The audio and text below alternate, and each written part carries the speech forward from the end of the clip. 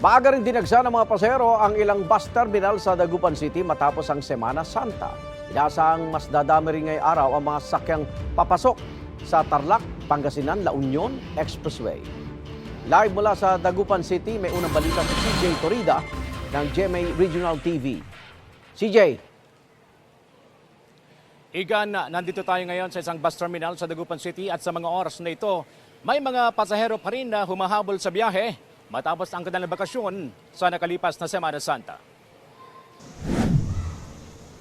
Bandang tanghali kahapon, nagsimulang dumami ang volume ng sasakyang papasok sa Tarlac, Pangasinan, La Union Expressway o TPLEX. Karamihan ng mga sasakyan nagmula sa Baguio City at Ilocos Region. Sa bungad pa lang ng Rosario, La Union, dire-diretso na ang mga sasakyang papasok ng expressway.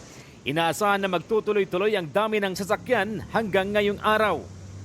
Sa Dagupan City, maaga ring dinagsa ng mga pasahero ang mga bus terminal kahapon, Easter Sunday. Pamaynila ang karamihan matapos ang ilang araw na bakasyon nitong Semana Santa. Mahirap pabalik, papuntang trabaho, kasi maraming pasayeros, sabay-sabay. Hanggang ngayon, wala pa pong bus na masakyan eh. Nagpaaga pa naman akong pumunta dito, baka sakaling makasakay din ng maaga. Ayon sa pamunuan ng mga bus terminal sa Dagupan City, tuloy-tuloy ang biyahe ng mga bus na pa-Maynila. Hindi na ipinatutupad ang 30-minute trip interval. Agad ding umaalis ang mga bus kapag puno na. Meron ding ibang extra na mga bus na lumalarga na kahit di pa puno. Nagsasakay na lang sila ng mga pasahero sa mga madaraan ng bayan. May mga motorist assistance center pa rin para umalalay sa mga motorista.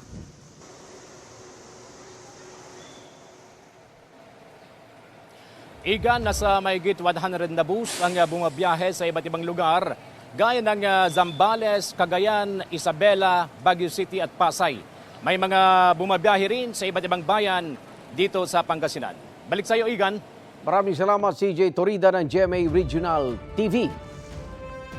Igan, mauna ka sa mga balita, mag-subscribe na sa GMA Integrated News sa YouTube para sa iba't ibang ulat sa ating bansa.